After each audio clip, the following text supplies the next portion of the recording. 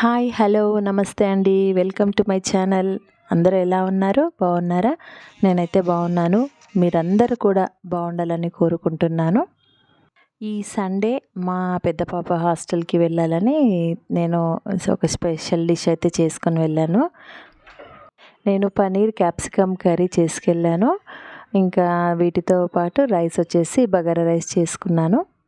So paneer curry కోసం నేను paneer cut చేసి పెట్టుకున్నాను. ఆనియన్స్, క్యాప్సికమ్, టొమాటోస్ అన్నీ కూడా కట్ చేసి పెట్టుకొని స్టవ్ పైన ఒక బౌల్ పెట్టేసి కాస్త నెయ్యి వేసి అందులో జీలకర్ర, షాజీరా, బిర్యానీ ఆకు, ఇలాచీ, లవంగాలు వేసి ఇక అవన్నీ ఫ్రై అయిన తర్వాత ఆనియన్స్ వేసి ఆనియన్స్తో పాటు ఆనియన్స్ కాస్త పచ్చివాసన పోయిన తర్వాత టొమాటోస్ వేసాను. టొమాటో పచ్చివాసన పోయిన తర్వాత అల్లం వెల్లుల్లి పేస్ట్ వేసి కాస్త కలిపి క్యాప్ పెట్టేశాను.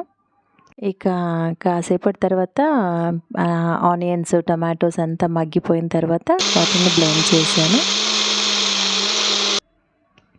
అలా బ్లెండ్ చేసి పక్కన ఉంచుకున్నాను.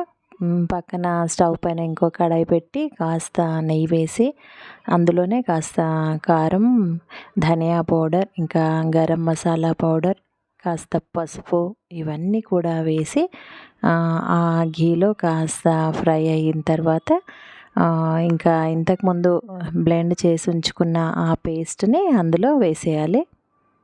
ఇక బ్లెండ్ చేసుకున్న పేస్ట్ని కడాయిలో వేసి ఆ పచ్చివాసన వెళ్ళే వరకు కాస్త బాగా కలిపేసుకోవాలి. అయితే ఇక్కడ నేను ఒక టిప్ చెప్తాను ఫ్రెండ్స్. ఏంటంటే మనము బ్లెండ్ చేసిన తర్వాత కానీ మిక్సీ జార్స్ కానీ మిక్సీ పేస్ట్ చేసుకున్న తర్వాత వెంటనే మనం ఆ వాటర్ ప్రెషర్కి కడిగేసుకొని పక్కన పెట్టేసుకుంటే ఏంటంటే ఆ బ్లేడ్స్ అనేవి డల్ అనేవి కావు. అంటే మనం వాటిని మళ్ళీ స్క్రబ్బర్తో తోముతూ ఉంటుంటే ఆ బ్లేడ్స్ అనేవి డల్ అవుతాయంట, అవుతాయంటారు. అందుకనే మనం వెంటనే పేస్ట్ చేసుకోగానే ట్యాప్ కింద వాష్ చేసేసుకొని పక్కన పెట్టేసుకుంటే ఇంకా బ్లేడ్స్ అనేవి షార్ప్గా ఉండిపోతాయి. సో అయితే ఇక్కడ ఆ పేస్ట్ అనేది కాస్త బాయిల్ అయిన తర్వాత అందులోనే ఇదివరకే కట్ చేసి ఉంచుకున్న క్యాప్సికమ్స్ అన్నీ కూడా వేసి కొంచెం మగ్గించాలి.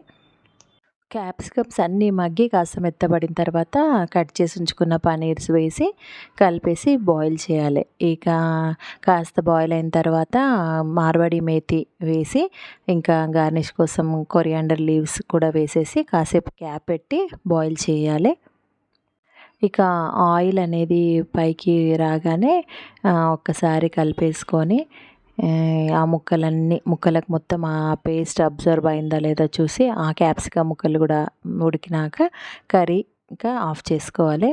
సో ఈ రకంగా ఎంతో టేస్టీ యమ్మీగా ఉండే పన్నీర్ కర్రీ క్యాప్సికమ్తో తయారు చేసి పెట్టుకున్నాను.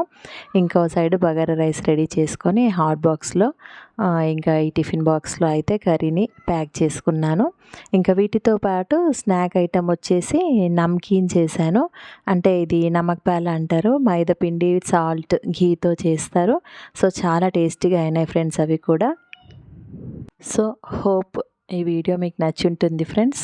వీడియో గిన నచ్చినట్టయితే కామెంట్ సెక్షన్లో కామెంట్ చేయండి friends. Thank you friends. Thanks for watching.